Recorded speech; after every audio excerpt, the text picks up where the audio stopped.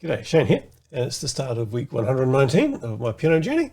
And as always, I take a look back on the previous week, week 118, and I see, if I look at my trusty guide here, that I've done 4 sessions for a grand total of 3 hours and 10 minutes of practice. So that's slightly longer than the sort of usual 35 to 40 odd minutes that I try. So I did pretty well last week, actually, in terms of the practice.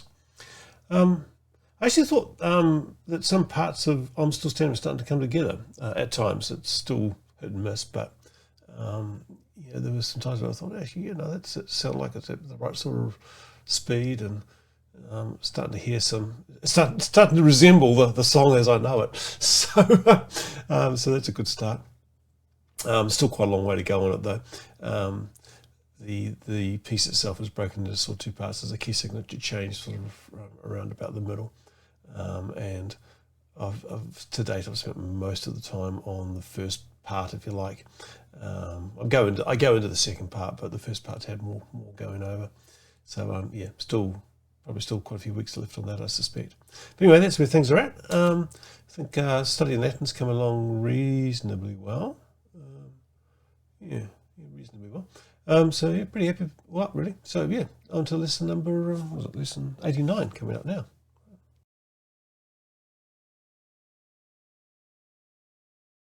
G'day, Shane here.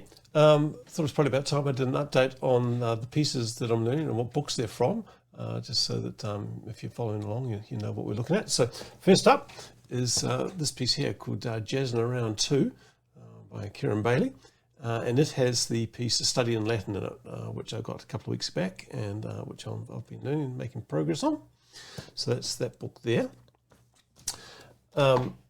Today's lesson number 85, I'm going to be starting to learn I'm Still Standing, which is by Elton John and Bernie Taupin, I think, yeah. And that's in this book here. Looks like quite a good book, actually. I'm sure there's some other pieces in there I'm going to have a go at playing at some point as well, so looking forward to that. So that's the piece that I'm learning today, so it's piece number 2. I'm still working my way through this book here for sight reading tests. When I say working my way through, I've actually done most of them, but I just pick one at random and keep going at it. So it's good to keep the sight reading practice in place, so that's what I use there for sight reading practice. And for my scales, I'm using these scale sheets here. There we go. These scale sheets here, which if you're interested in having some of those for yourself, you can download those from Jane's Accelerator Piano website. And the coloured bars basically tell you that, hey, these are not the normal white keys. You're going to have to move your fingers for those. So if you're just starting out with them, quite useful. I've been finding actually that some of the scales now, I don't need to look at them too much to do that. I just sort of know which ones are going to be sharp or flat, etc. So after a while you get sort of used to doing it. And Jane actually has some versions of these on the website. In fact, I think it's in the same file that doesn't have the colouring on them. So if you're interested in those, that's where you can find them. So her website, acceleratorpiano.com, and you just look in the resources section. There's plenty of videos and things in there on scales, and I think the same file is probably against all of them actually, so yeah, you'll be able to find them there. So that's it for the scale sheets, and yeah.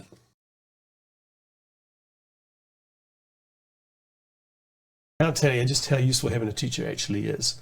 I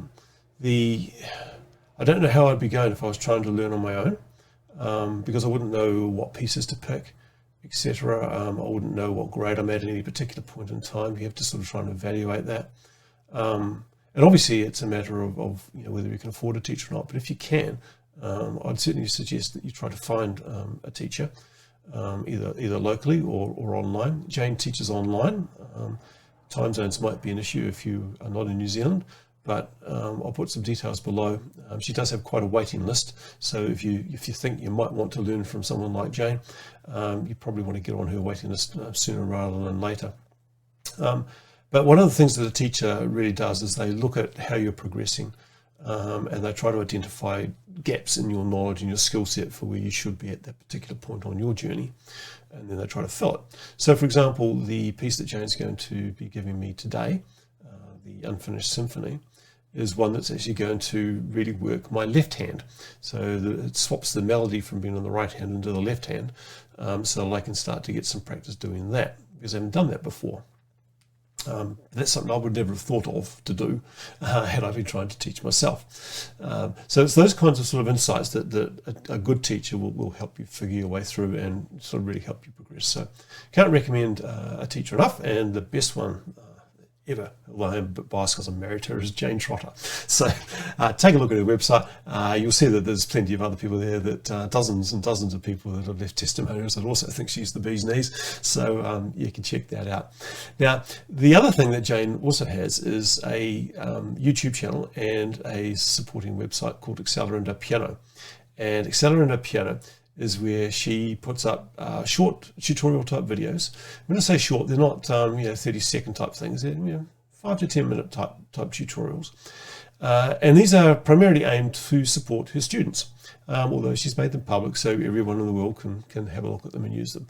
And what she does is, if you go onto a waiting list, if you're on a waiting list, she'll be sending a link out to people that says, here are some of the videos you should probably start to look at, that sort of, if you want to learn on your own a little bit while you're waiting on a spot, try these ones here, etc. And there's some key ones there on how to set up your environment so that you don't get yourself injured, and certainly worth taking a look at those. And if you are, if you have a teacher, then you may well be able to find some supplementary resources on Jane's website that supplement what you're already learning from your own teacher. And if you currently don't have a teacher, then you might be able to find some things there that sort of also help you on your way.